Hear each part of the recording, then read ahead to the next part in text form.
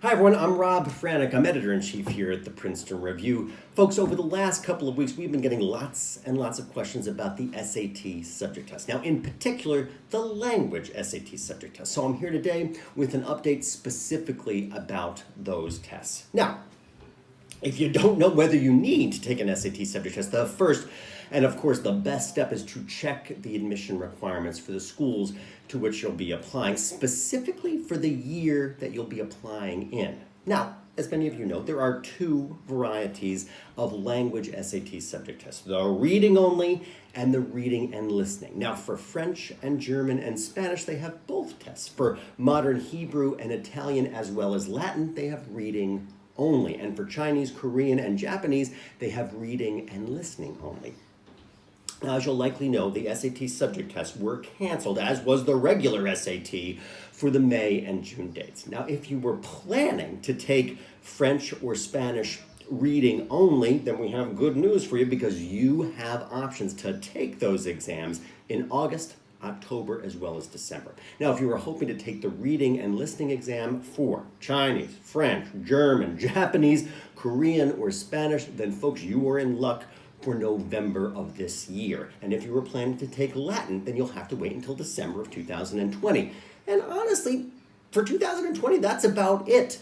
But the much more difficult news to palate, and I am bringing it to you today, there are some exams that you will not get a chance to take until 2021. So for instance, if you wanted to take Italian, then you'll need to wait until June 2021 to do that. Same thing with modern Hebrew.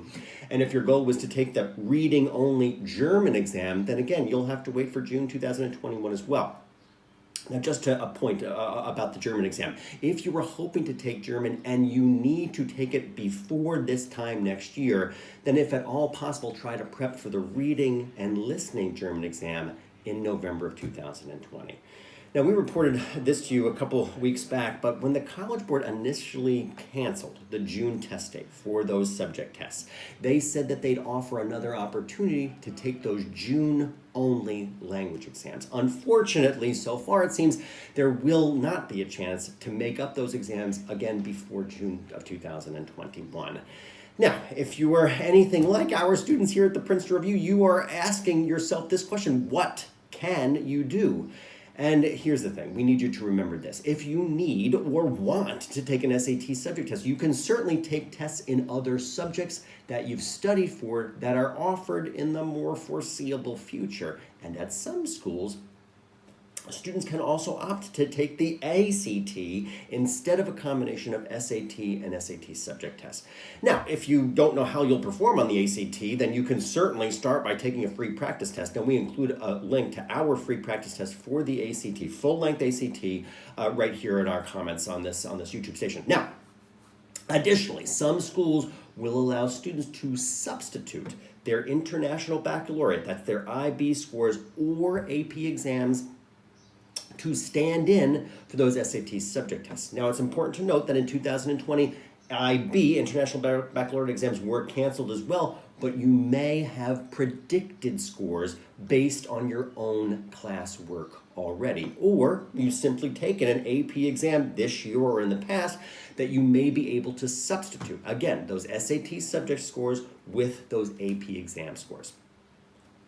Now, just as a sort of a high-level thing of what we're seeing from schools, we are seeing, by and large, a laudable degree of flexibility on the parts of colleges themselves. So if you write in your college application that you want to study Hebrew or Italian in college, but you haven't yet taken the relevant SAT subject test before applying, folks, admission teams will understand that you didn't take it because you couldn't take it, and they certainly will not penalize you for it. And folks, this is especially true if you're pursuing those subjects in other areas. And one more tip, if you need to take the SAT as well as SAT subject test, then do your level best to sign up for the September SAT, since that date in September of 2020 is going to be SAT only. So simply put, you won't be foregoing an opportunity to take the SAT subject test that day because they're simply not offered that day. Now, folks, you've heard this from me before, but I think it's important to say that again. The message that myself, our full team at the Princeton Review, hope that you take away from this video, and honestly, for all of the videos in this COVID-19 series, is that if you are making the most of the opportunities available for you, you should always feel confident in the fact that no one can ask you to do more. And colleges themselves truly understand this. You'll certainly hear this message again from me and our team here at the Princeton Review. And folks, if you haven't already, please do subscribe to our channel here. We have the latest updates on the daily about changes in admission exams, admission themselves, financial aid, and so on. And if you're planning to take an SAT subject test this fall, please do leave us a comment here and let us know which subjects you're prepping for and which subjects you've already registered for. And as always, again, take care, and I'll be back with you again tomorrow. Rob Franek, out.